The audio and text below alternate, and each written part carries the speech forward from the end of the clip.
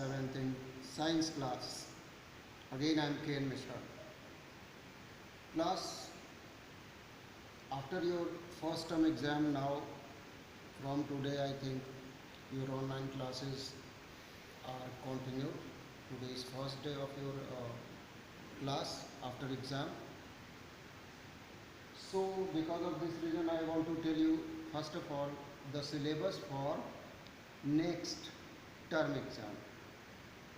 Clear? बहुत बच्चे phone करके फिर पूछना दोबारा बताएंगे नहीं.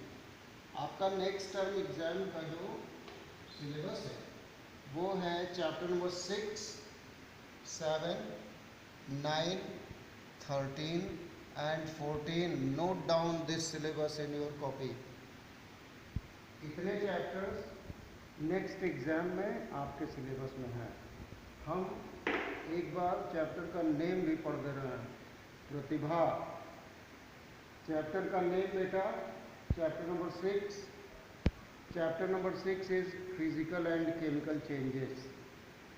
Chapter number 7 is weather climate adaptation of animals to climate. Next chapter 9. Chapter 9 is soil. Now next chapter 13 is motion and time, and chapter 14 is electric current and its effects. ये chapters आपके next exam के syllabus में हैं.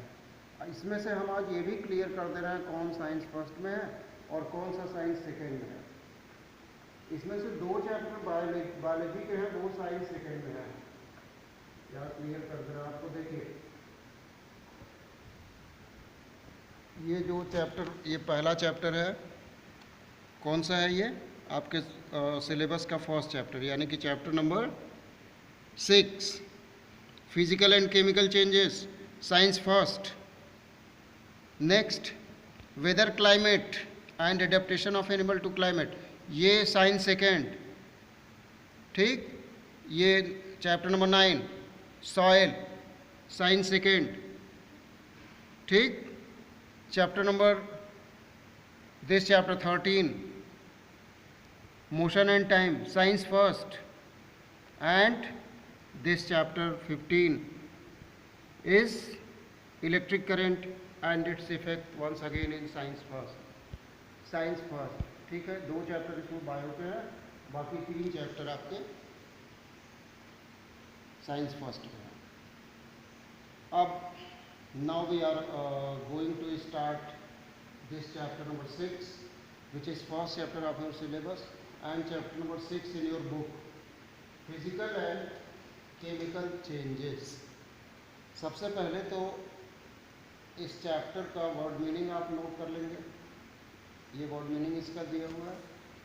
Note down the word meanings of this chapter in your fair copy, and if you find any difficult word in this chapter, सबसे पहले इसको आप पढ़ेंगे इस चैप्टर को.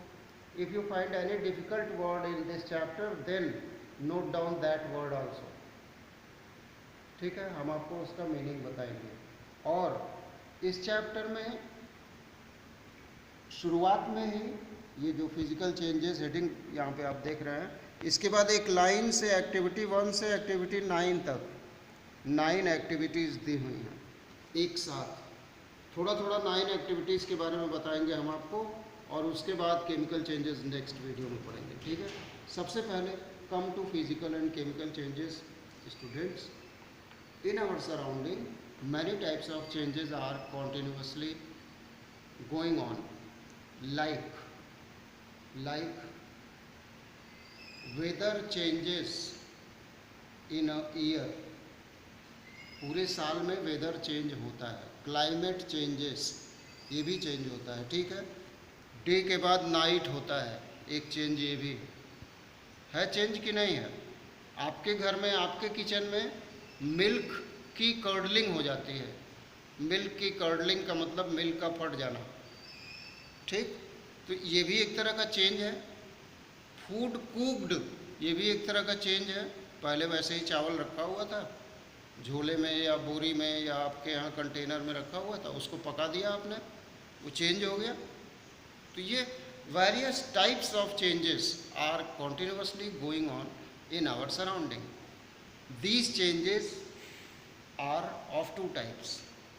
One type of changes are those changes which can be reversible. Reversible मतलब कोई ए product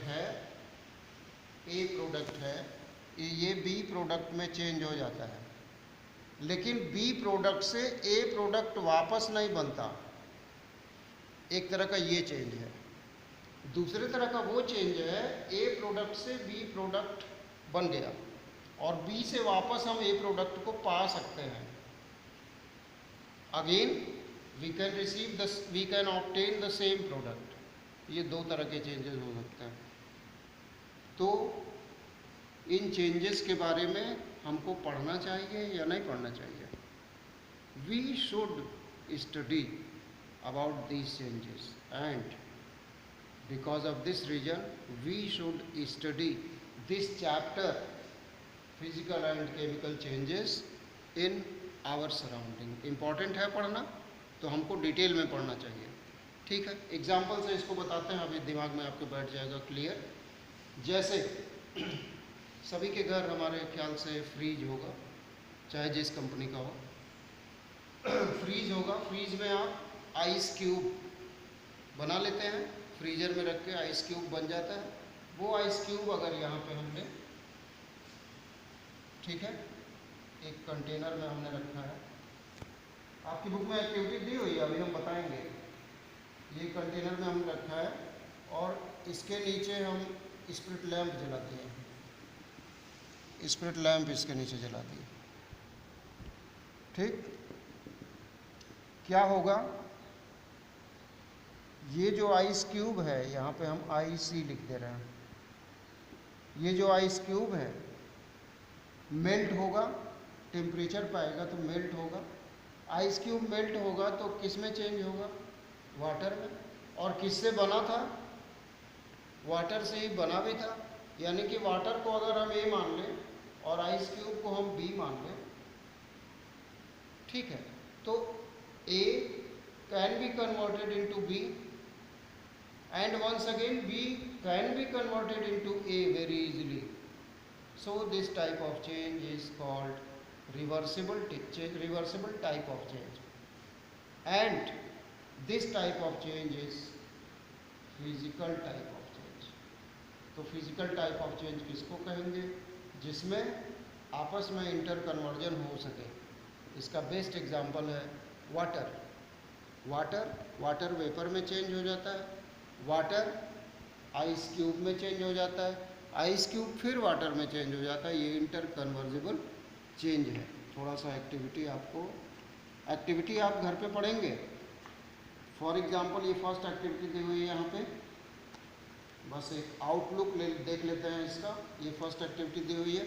इसमें क्या किया जा रहा है कि एक ये रबर बैंड है, इस रबर बैंड को स्ट्रेच किया जा रहा है। जब रबर बैंड स्ट्रेच करेंगे तो वो उसकी साइज चेंज होगी और जैसे ही छोड़ेंगे फिर अपनी साइज में वापस चला जाएगा। किस तरह का चेंज हुआ? ये फिजिकल। ठीक है, फिर देखिए एक्टिविटी टू वही है जो हम यहाँ पे किए हैं। सेम आइस क्यूब रखा गया है, थोड़ी देर बाद आइस क्यूब मेल्ट हो जाता है, वाटर बन जाता है इसका। ठीक, ये एक्टिविटी 2 है। एक्टिविटी 3 देखिए, इसमें 2 प्रोसेस दिखाई गई हैं। एक प्रोसेस इसमें दिखाया गया है कंडेंसेशन और एक प्रोसेस दिखाया गया है इवापोरेशन। इसको हम हीट कर रहे हैं, नीचे बर्नर लगा हुआ है। ये ट्राईपॉड स्टैंड है, लैब में आपने देखा होगा। ट्राईपॉड स्टैंड पे बीकर रखा हुआ है। ठीक है, इसको जब हम बॉयल कर रहे हैं, वार्म अप कर रहे हैं, तो वाटर का इवापोरेशन हो रहा है, यहाँ जा रहा है वाटर, और ऊपर यहाँ पे रखा हुआ आइस क्यूब। आइस क्यूब का क्या हो रहा है यहाँ पे? कंडेंसेशन, ये मेल्ट होकर के नीचे गिर रहा है। ठीक है, तो ये 2 प्रोसेस इसमें दिखाए गए हैं। नेक्स्ट एक्टिविटी देखिए, लिखा हुआ to show the dissolution of calcium sodium chloride in water. Sodium chloride आपके घर का सॉल्ट है, ठीक है, वही टाटा सॉल्ट जो आपके घर यूज़ होता है, उसको अगर हम डिज़ोल्व करें वाटर में तो वो डिज़ोल्व हो जाता है, आपको दिखाई नहीं देता है। सोडियम क्लोराइड दिखाई नहीं देता, इतना डिज़ोल्व हो जाता है, सोल्यूशन बन जाता है। सोल्यूशन के पार्टिकल्स को हम देख नहीं सकते। ठीक है, फिर उसके बाद एक एक्टिविटी दी हुई है, एक्टिविटी 5, हमने बताया था 9 एक्टिविटी हैं। To see the effect of heat and metallic part of knife. Heat का मेटेलिक पार्ट पर क्या इफेक्ट होता है नाइफ के, ये एक्टिविटी यहाँ पे दी हुई है।